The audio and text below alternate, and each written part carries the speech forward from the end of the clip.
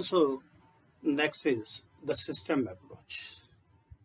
It provides the impetus to unity management theory, and it could treat the various approaches such as the process, quantitative, and the behavioral ones as a subsystem. So in overall theory of the management, the system approach may succeed where the process approach failed. And this process approach based on the generalizations. An organization is a system and its components are interrelated and interdependent. According to Klein and King, a system is composed of related and dependent elements which when in interactions form a unitary wholes. So in other words, we can say a set of different independent parts working together in an interrelated manner to accomplish a set of objectives. The main features of the system approach. In a system, it is a combination of a parts, or in other words, we can say the subsystem. And each subsystem may have some another subsystems. So we understand this system and subsystem with this example. We can say the galaxy is a system. So the various solar systems are the subsystem, and the further the planets are the subsystem of a subsystem. And all above is interrelated together. So the system is not merely the totality on parts. The whole is greater than the sum of the individual parts. The system can be identified by its boundaries, or boundary of a system can be classified as the open and the closed system, as we already learned the system in thermodynamics. So there are two types of system. One is the open system or a closed systems. So a system transforms inputs into the outputs. Here the inputs are the main material, money and informations, and the outputs are the goods and services, or we can say the some waste. In manufacturing industry we found that. So the transformation involves the production, the marketing, finance, HR. So they perform planning, organizing, direction as well as the controls. So this approach to the management, we can say the organization is a system and it consists many independent and dependent subsystems within itself. That means the various departments like the manufacturing department, the finance department, personnel or HR departments, accounts departments, store. So there are various departments. They are working independently, but the goal of all such subsystems are the identical. In another examples we can take, the world as a whole can be a system in which the various national economy are the subsystems, and in each national economy it is composed of the various industries, and in each industry composed of the firms. So in a particular industry there are various firms, and a firm can be considered as a system. It composed of subsystems such as the production, marketing, finance, accounting. So an organization as a system has the following attributes. A system is a goal oriented.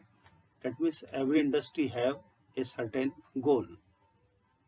On the basis of the goal or aim, or we can say the target, they can run.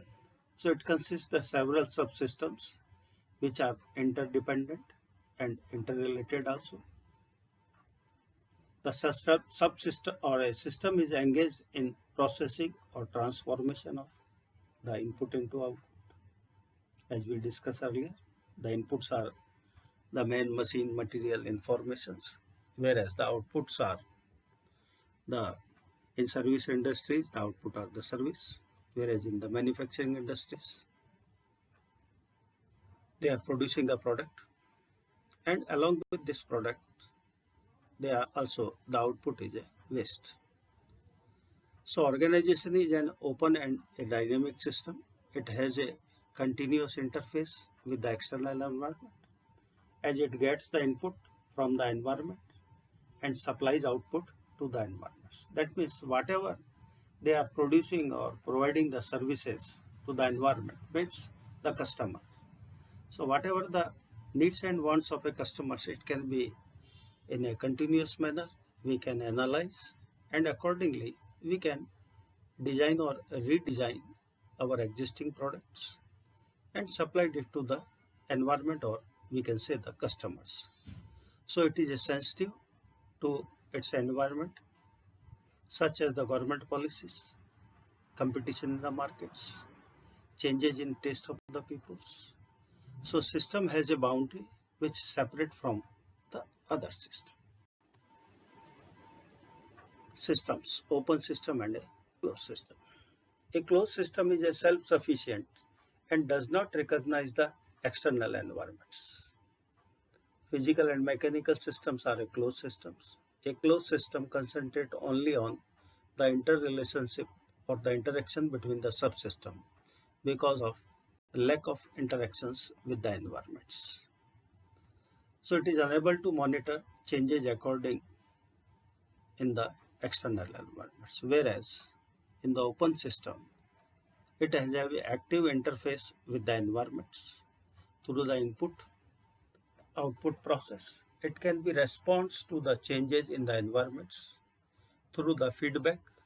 Hence, nowadays, most of the organizations considered as an open systems. So here, the inputs are the labor, raw materials, technology, and informations.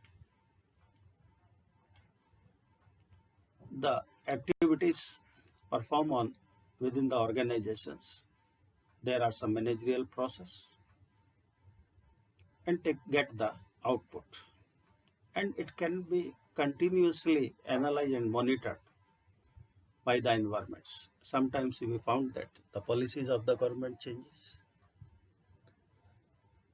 the taste or the demand or the nature of product.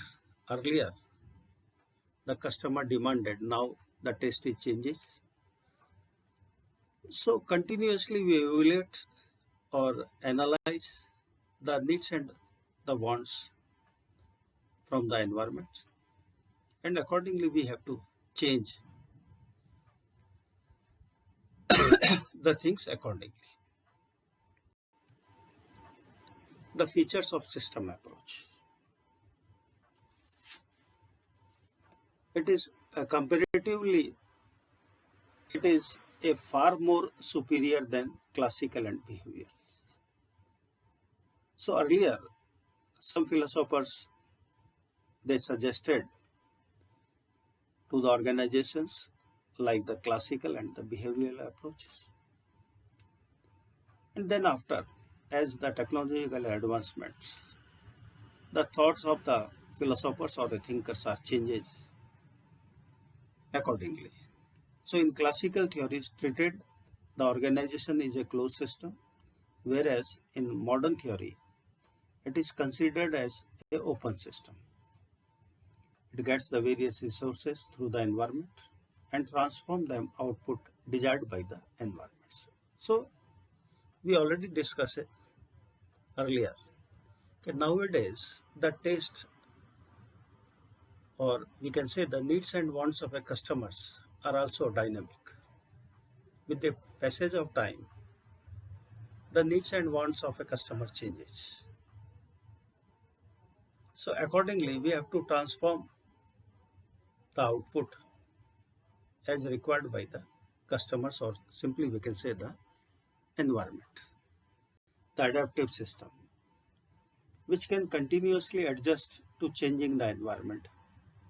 Management tends to bring the changes in the subsystem of an organization to cope up with the challenges of environmental forces. So there is a provision of feedback mechanisms. So we have to engage in our industry a feedback mechanisms so that we continuously take the feedback from the market. And the basic role of management is considered in terms of the adaptability to the environments. So nowadays we found that most of the industries, because of the technological advancements, they have to adapt the environments very efficiently, because he knows that, okay, if they are not making the or providing the services or a product as per the requirement of customers, the customer can migrate from our competitors' product. So to run the industry nowadays, it is very necessary for a managements. They look after the competitors' products. So the whatever product, similar products available in the markets, we continuously monitor and watch whether any changes occurs in our competitors' product or the another part of a product, that is a cost. So if they produce the same product in a reduced cost, so we also think we have to adopt a certain process so we can compete our competitors. The interdependent subsystems, as we all know that in a system approach, if we assume that organization is a system, so it consists of the several subsystems. In business enterprises, a system where production, sales, personnel departments are the subsystems. All these are functionally interacting and interdependent. They are tied together through the organization goal, and the authority flow, resources flow. So these are the, so everyone who is working for an enterprises, they achieve the organization goal. So whatever the aim or target of an enterprises, everyone is responsible to achieve them. So in a system approach, it is based on the general system and suits to the management of modern organizations. This approach examines the interrelationship and the interdependency among the organizational parts and seeks to answer questions arising from these relationships. So it concentrates on the working of various subsystems so as to ensure the survival and the growth of the systems. It represents a balanced thinking on organization and management. It is stressed that managers should avoid analyzing problem in isolation and rather develop the ability of for integrated thinking. It provides a unified focus to the organization efforts. They stresses the dynamic, the multidimensional and the adaptive nature of an organization. It provides the framework for meaningful analysis and understanding of organization. It provides the clues to the complex behavior of an organization. It warns against the narrow, fragmented and piecemeal approach to the problem by stressing the interrelationship. There are some limitations of this system approach. The one is the lack of unifications. It cannot be considered as a unified theory of an organization, as it is not applicable to all type of organizations. Abstract analysis. System theory is too abstract to be of much use of managers. It indicates the various parts of organizations are interrelated and it is dynamic, but it is failed to spell out the precise relationship between the various subsystems. Thank you.